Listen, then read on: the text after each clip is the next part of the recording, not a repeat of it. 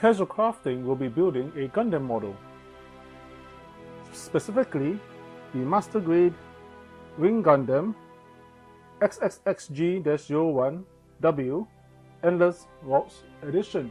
Now we have to take note of the exact edition of this model because in the Bandai product spamming of the Gundam Wing series, you have to see what other variants exist. So this is not the Wing Gundam Zero Custom, which is also not the Wing Gundam Proto Zero Endless Waltz, not the XXXG-01W Wing Gundam Virgin Car, and also not the Wing Gundam Zero Endless Waltz Virgin Car, and not the XXXG-01W Wing Gundam. Right? Those are only the master grades. You're not even looking at the high grades, real grades, and whatever other grades Bandai has for the Gundam Wing series. Now you're looking at the box at the side because that's where you can see the full name. If I was to flip this to the top of the box and we just turn it around in the right orientation, you see that the name of the model is somewhat blocked out by the artwork. And, the Endless Waltz edition is here and Master Grade. Right? Now while we're at this, you may as well just look at the other angles of the box, and this is the side showing the assembled model. The other end is more or less the same as the short ends of the box, and this side we have some anime.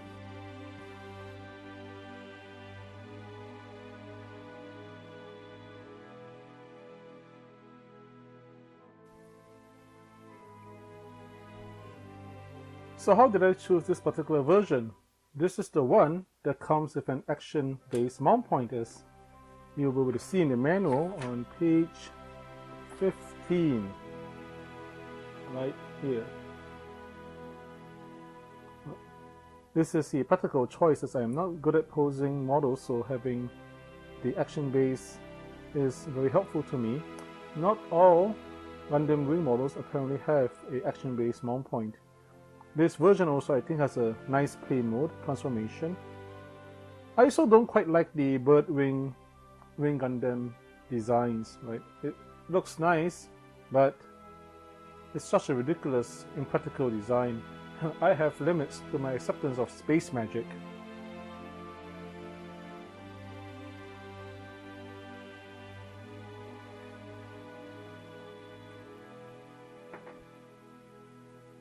Now if you're new to this, let's take a closer look at how the manual is organized.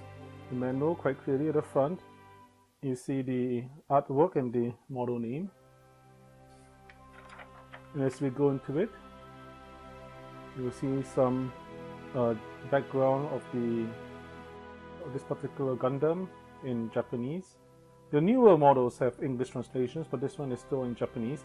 Google Translate is your friend here, not just for the story, for all the other instructions in this manual. You go through some basic tips on how to assemble this model, and you get a layout of all the trays, and they're all lettered A, B, C, D, until in this case K, and then it goes into special characters. Now it's also good to actually look ahead of the manual just to get an idea of how this model comes together. Some people just follow it linearly. I, for one, for example, I prefer to do the head last because of the very fragile V-wing thing that they call this thing. This breaks quite easily, so I normally try to leave these delicate parts to the end. Some people also like to do the arms and the legs first. It's a personal preference. So let's look at this manual. It starts with the body, the head, the arms, and the upper body, which essentially looks to be actually just the shoulders. Then it goes into the wings. Right? You notice it doesn't go from the body into the legs, it goes into the wings. And then you have a centerfold. Okay, centerfold with pictures of the models and more story. Continues with the wings and the waist, and then the legs. and at some point it tells you about the final assembly. Then it goes on to the weapons and accessories and the transformation. Right, this model transforms into some kind of aeroplane or so-called bird mode. And there you have the decal placement sheet. Decals to me is one of the hardest things to do, most time consuming. And finally the back painting page. And you don't do painting, as this is a very high skill and more expensive step.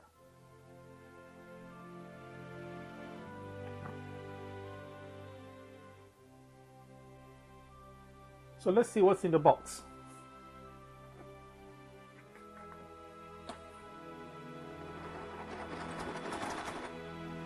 Now lots of jiggling here.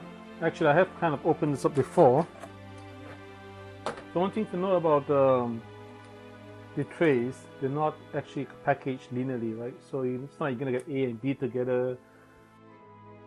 You can actually have the trays normally would be jumping letters actually in the packaging.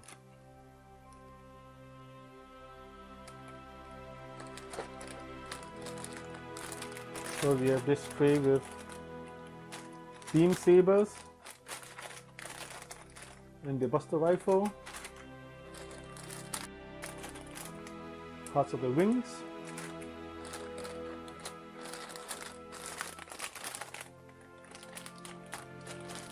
I think it's part of a shield or something. I've already opened this package up. Looks to be like inner frame body parts, and I tend to try to open my packages carefully so I can actually put the trays back in them if I need to.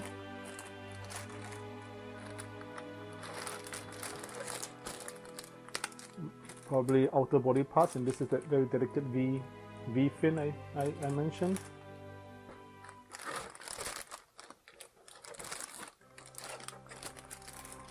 More inner frame parts I can see. When we say inner frame, we're talking about the internal structure of the model. Parts like this will go over the inner frame. This is the part you actually will see from the outside. I also again open up this plastic packaging, and I'm using the plastic packaging as a separator so that we don't have too much direct plastic contact.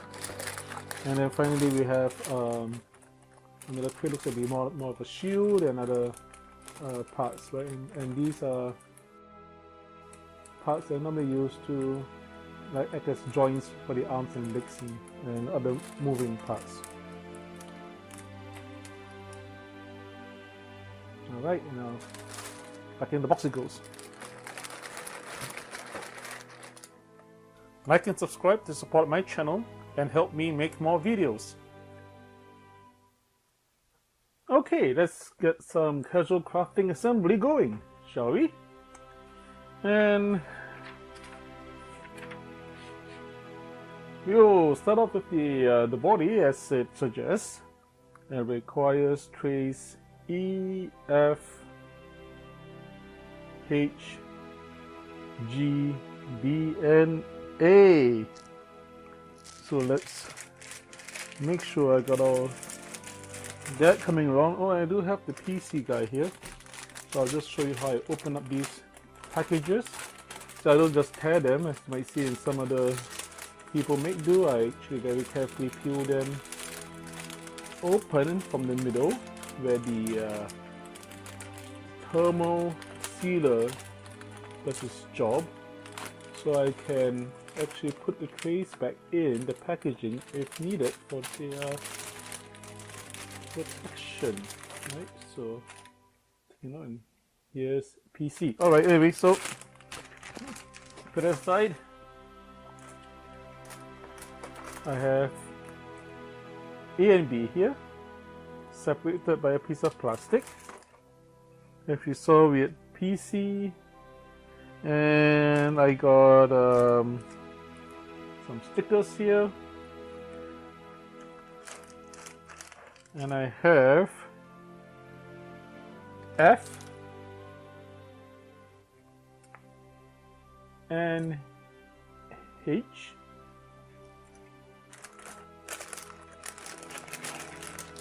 And here you go, eat. Alright.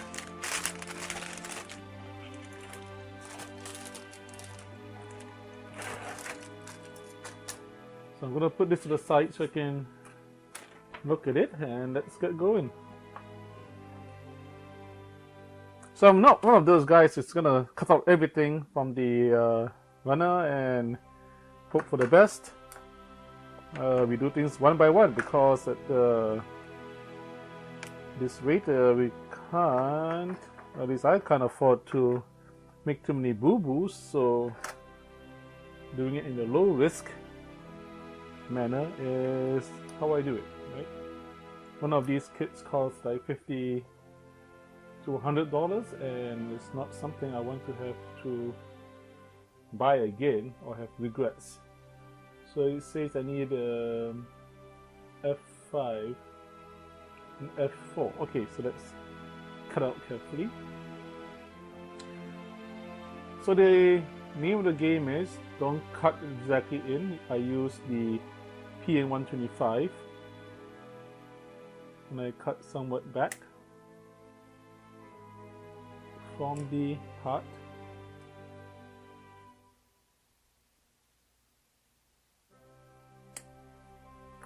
That's 4 and this is 5, right? So I don't progress faster than I can keep track of the parts. And this is also going to be, I think, inner frame part, so if you make a boo-boo with the cutting, it's normally not so bad, but of course we try not to do any boo-boos at all. So that's part cut out, and let's see how I'm going to trim this down. So we cut closer to the part.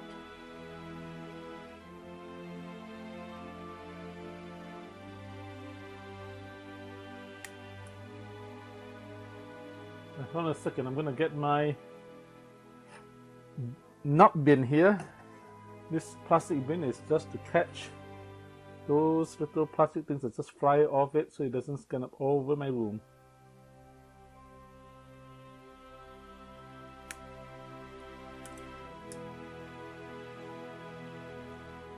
So one thing about making these models is, you know, some care, no rush.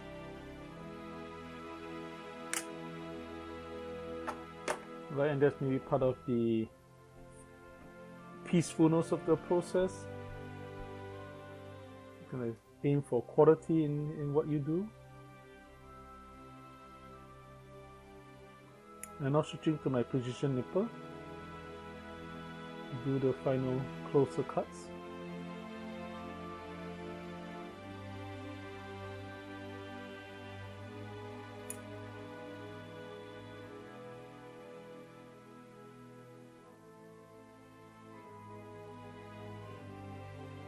And sometimes you just do more than one cut as you slowly cut your way in.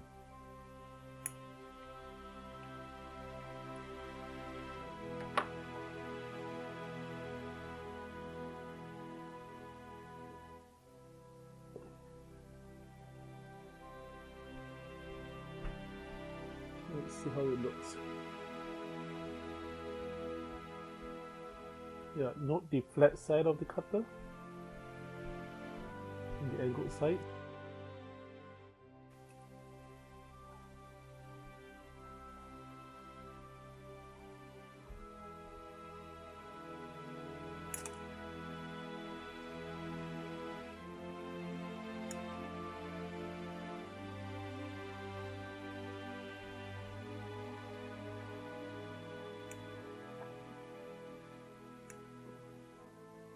That's the part.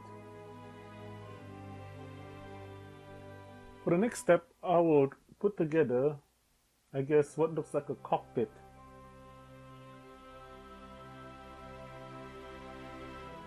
And I have to cut out the pilot, which I believe is B23, right here.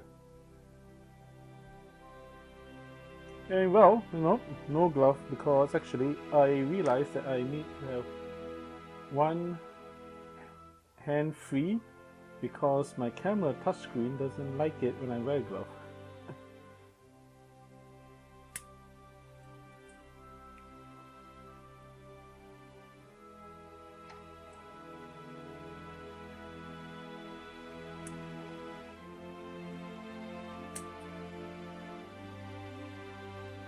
Here's the pilot on the B.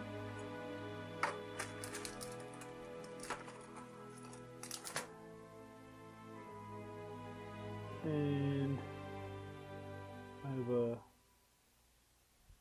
clear plastic part here. 26.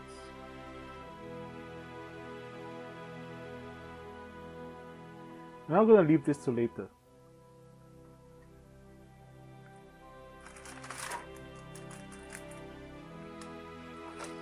What I'm going to do is I'm going to get F12 first.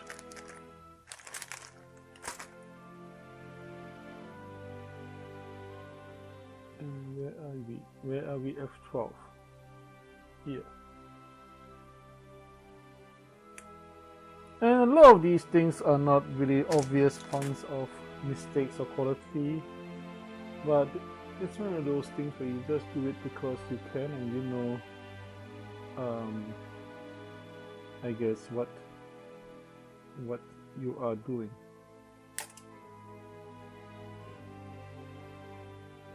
I mean, you can be your own critique on the output of the modeling.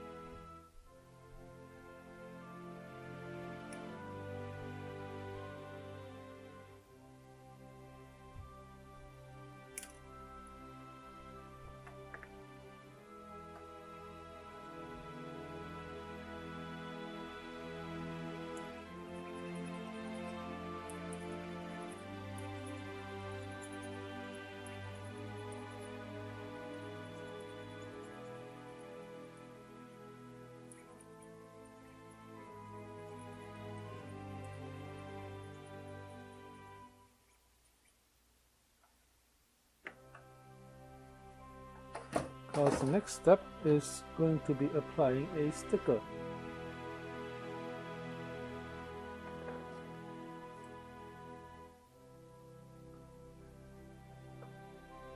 And that's supposed to be, that's where the tweezers come in for this particular sticker. A little bit of bendy on the edge. And slowly lift it off.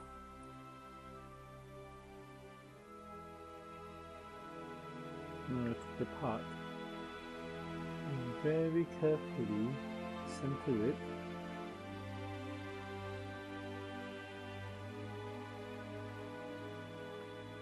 And these stickers actually can move a bit when you put them down. It's not essentially strong, so I use my finger on it. Well, ideally, I don't want to do that, so I'm going to use my shirt and press it down a bit just to clean up any finger oils on the top. There we go. Okay, right, that's where now we get out the clear plastic part, which is A26. And the reason why I do the clear plastic part later is so that I can minimize the clear plastic part getting dirty.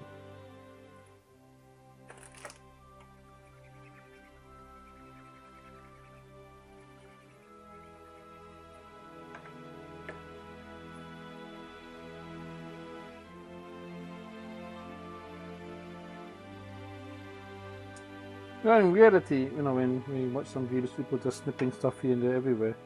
And you think, oh wow, it cuts so cleanly. Well, in reality, for me at least, these little plastic bits just fly everywhere, right? So, not as clean as one might make it out to be. And there we go, we've got this part. Okay. And now it's asking for E29 and 30. There's this big tray here.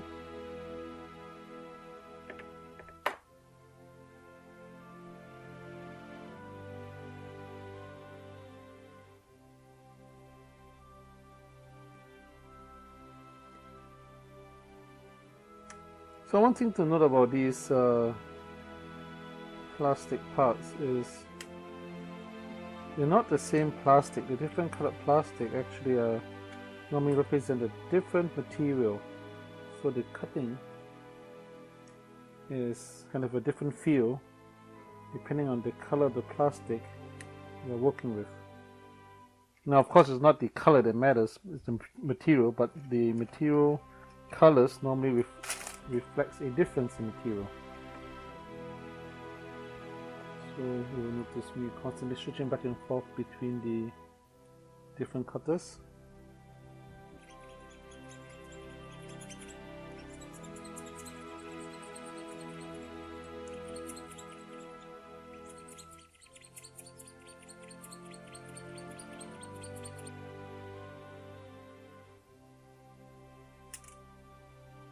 And there we go. That's our pilot right there. Okay, now that's it. Although I don't paint, what I normally do is I still do try to color the pilot, right? And that's where the Sharpie is coming.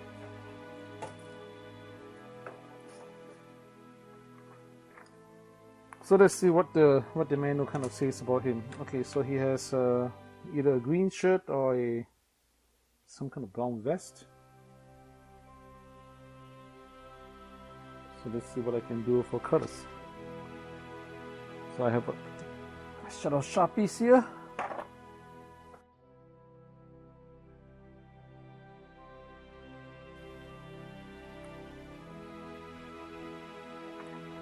And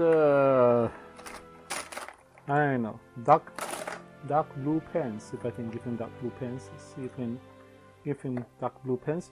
And one thing about it is that if you're not sure about how the markers go, you always test the marker first before you give it a go. So I do have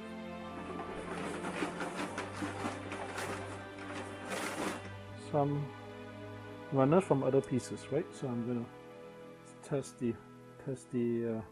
this blue. Yep, looks good, looks nice and dark.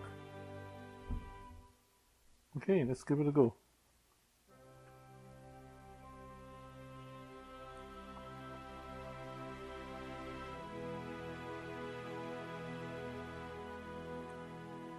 And he also wears brown shoes apparently. Okay, I guess so we give him more brown shoes.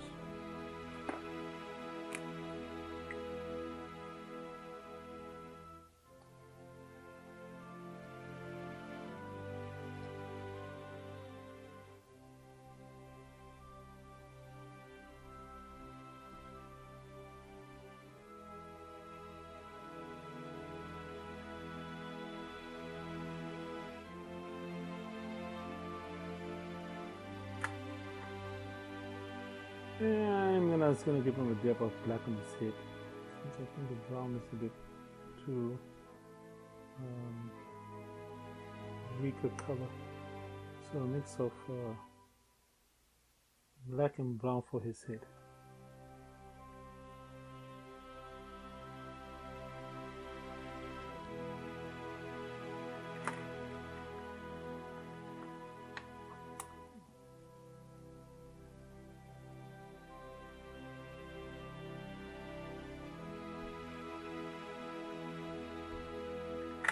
I think that's good enough. Let's take a look at him.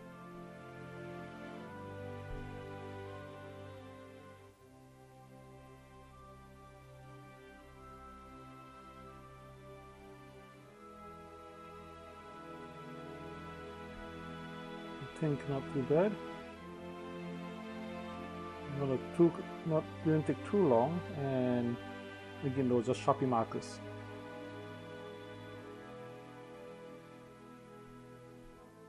And so let's see about putting together that first part of the assembly. Well, looks like I got to put in the pilot first.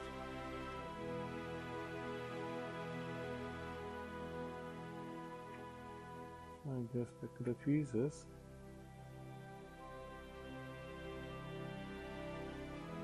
I carefully lift him up,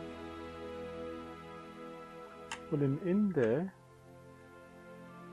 and press him into the seat.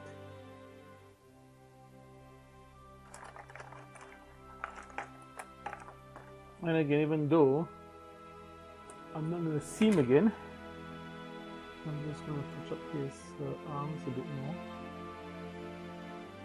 More Sharpie. His face a bit.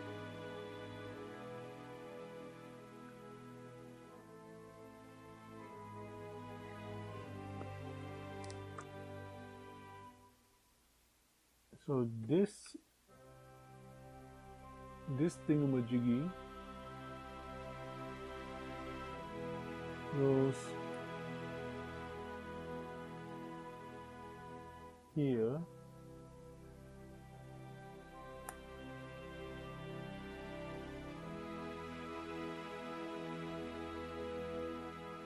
and the cockpit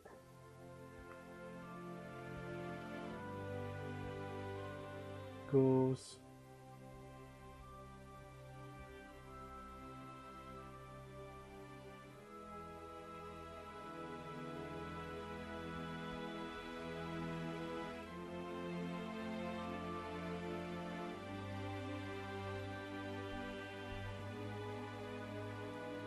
here above the second.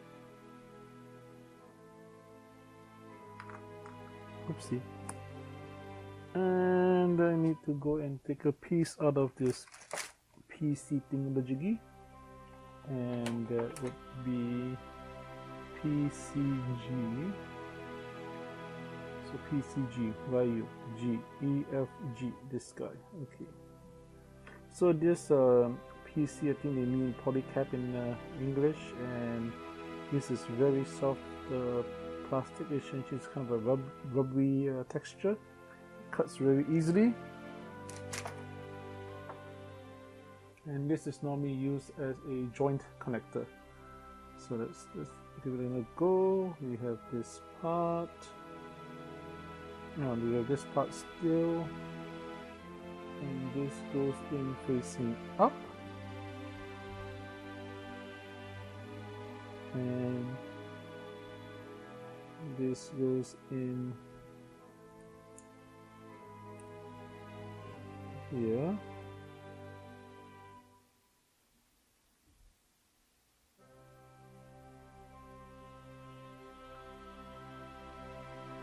And this part is supposed to be fit over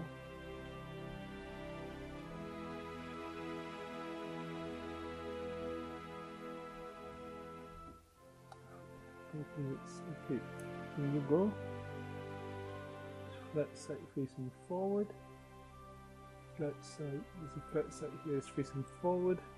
Or this thing that's forward. Okay, let's see if we can get this all together. Alright, so here you go.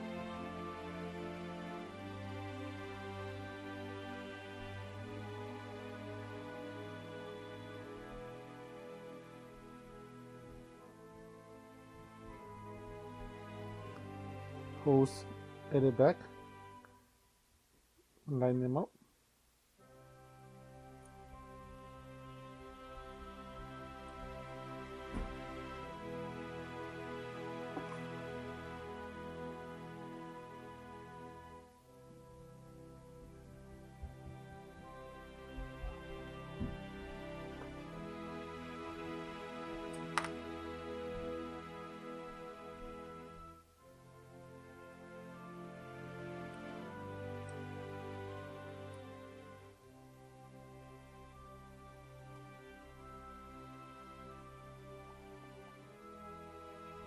And this is where some jiggling is involved, and one has to be careful about jiggling to make sure that you are not forcing it in a way it's not supposed to be forced.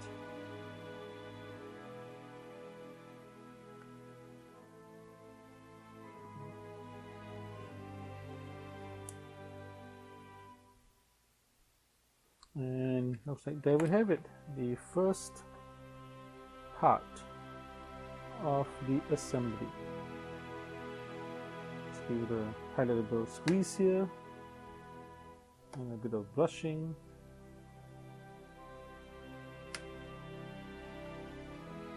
And there we go.